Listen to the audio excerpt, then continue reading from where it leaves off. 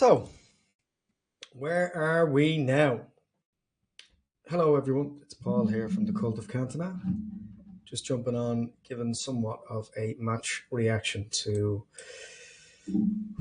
a very difficult weekend.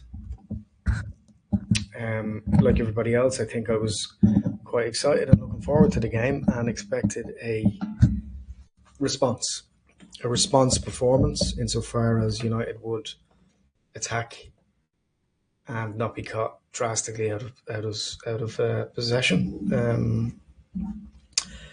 Let's start with a couple of interesting statistics. Spurs had 60% of the possession before Bruno Fernandes was sent off. So there's that to think about. We were totally outrun, outworked and outplayed. We'll get to the Bruno Fernandes scenario a little later. But does any manager in any club, in any league around the world have immunity from bad results? I mean, you look at say comparable to say Real Madrid or Juventus or Milan or Celtic or even Rangers. If any of those clubs finished 8th in the league, based on what's expected of them due to their heritage and history, despite, say, if Madrid won the Copa del Rey and finished 8th, you can absolutely guarantee that despite Ancelotti winning the Cup and despite him winning the European Cup before that, he would get replaced. So it's a really tricky one for me. And I'm very conflicted about this because I do, on some level, appreciate what he's trying to do. But the reality is that the players are just not doing it. They're not doing it for him. And they're not doing it for me, so to speak. So realistically, you'd have to say that I really thought that after yesterday's result, that Ten Hag would get sacked. I just think that, and the main reason why I think that there was a strong potential of that happening is that he had 90% of his full team out there. So when you have 90% of the full team that you've built and you have all of the transfers that you've signed based on the weaknesses that you've outlined as a club, and you're not getting results against a Spurs team that are not in absolute flying form, and let's be honest, it's still always Spurs, no offense. So you'd have to say that he should be incredibly worried about his position. If away at Porto on Thursday and then Villa then at the weekend. Now, far be it from me to kind of drum up unnecessary negativity, but you'd have to say that United need to be thinking about who's going to come in after him now. And it seems, pretty clear to me that there is behind the scenes a short list of people who are being considered for the role. Now, for me, it seems clear that Ruud van Nistelrooy will step in whenever that does happen. And I think now it's a stay of execution as opposed to if it's going to happen.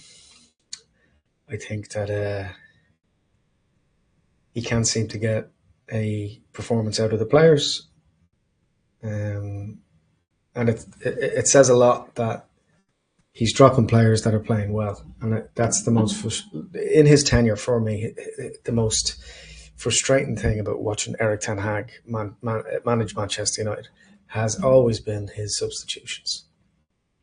There's times, now obviously we don't know what's happening behind the scenes. I've said that before, but there's times when there's players obviously playing well, um, not starting or coming off the bench late. You have players who are not playing well starting and then finishing games. And then, most recently, there's been two kind of incidents that have been major, major, major red flags. Them being Marcus Rashford being persevered with when not playing well. And look, he seems to be picking up the pace now, which is great to see. And then more recently, Bruno Fernandes. Like, Bruno Fernandes, or Fernandes, has, let's be honest, been overplayed and overrun. He never misses a game. He's always fully fit. He's very rarely injured. And he's fatigued. He's ran ragged. He played, 50 odd games, 60 games last season. Then straight into a Euros, then a 2-week holiday, and then straight back into the Man United team. By virtue of his fatigue and tiredness and mental fatigue more than anything else, he made a massive error yesterday, which has to go down as a byproduct of what's happening in the club. He really needs alternatives. And I think by virtue of the sending off now, he has to give Bruno that break. And it's frustrating. It's frustrating to watch. It's frustrating to watch the commentary, particularly the huge anti-Manchester United biased commentary on every network. It's really frustrating. And I'm not one to, throw anyone under the bus, because I'd like to think that I'm a football fan first, which is most important. But it's not. See, you could argue that the Liverpool result recently was the worst of the season, or you could argue that the hammering by Liverpool of us in the last couple of years was the worst one. But I think this one is, and I think the reason why this is one of the worst results is because of the lack of accountability coming off the back of a 1-1 draw with a strong Dutch football team, but not an Ajax, and just coming away with a point at home. And then Erik Ten Hag constantly talks about bounce back ability and trusting the process. And if the players are not bouncing back after playing an okay Dutch football team in the Europa League, you'd have to say, what is going on? Why can't he motivate his players to play well?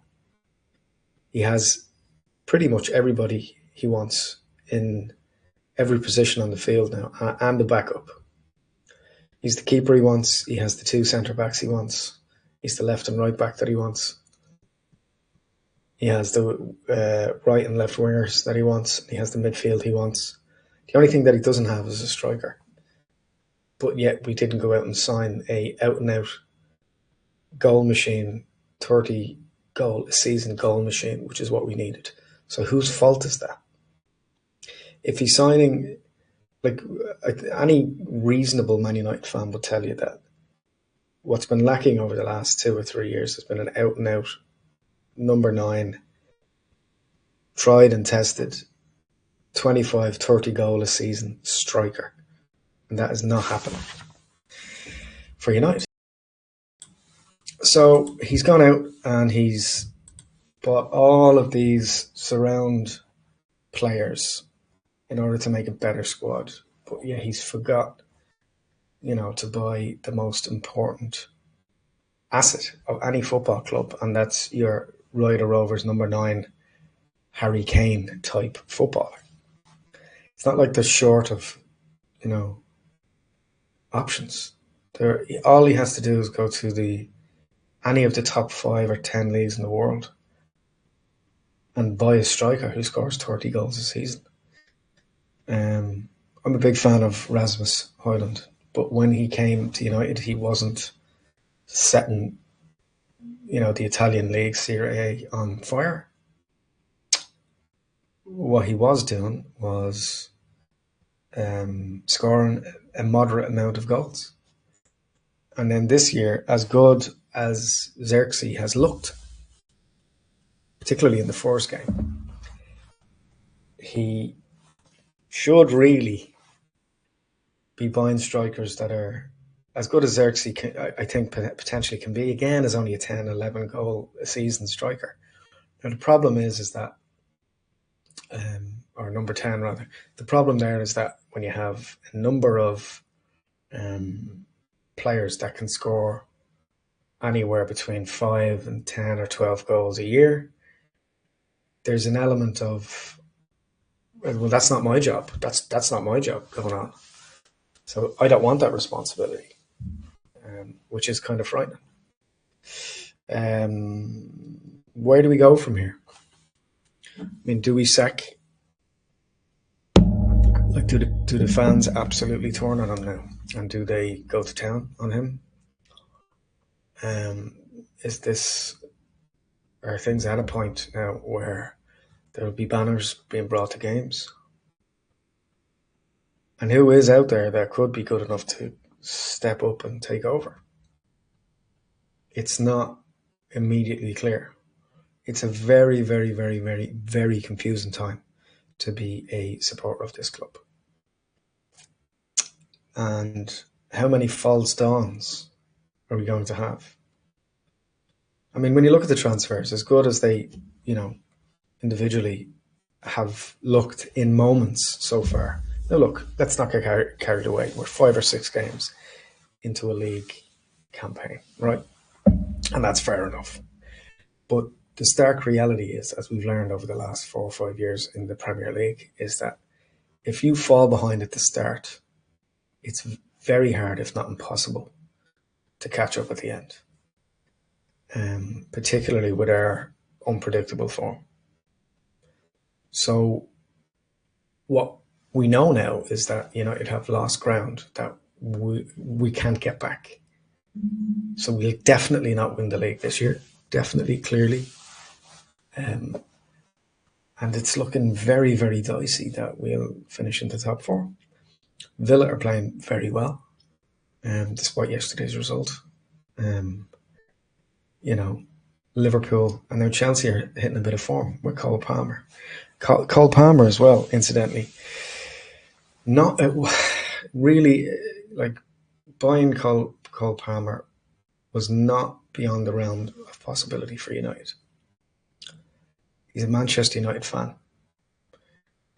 I think that a landmark signing like Cole Palmer at the start of the season, and if he was in any way playing like he is now for Chelsea, I think we would have been well on our way to an exciting and uplifting season. So, what are your thoughts on all of these topics? Should Erik Ten Hag get sacked? If so, who do you think is best placed to take over? And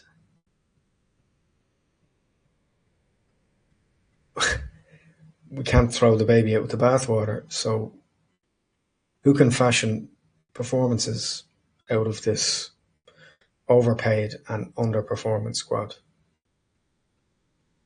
Subscribe, share, let us know what you're thinking in the comments below. And yeah, very, very reluctantly, glory, glory, Man United.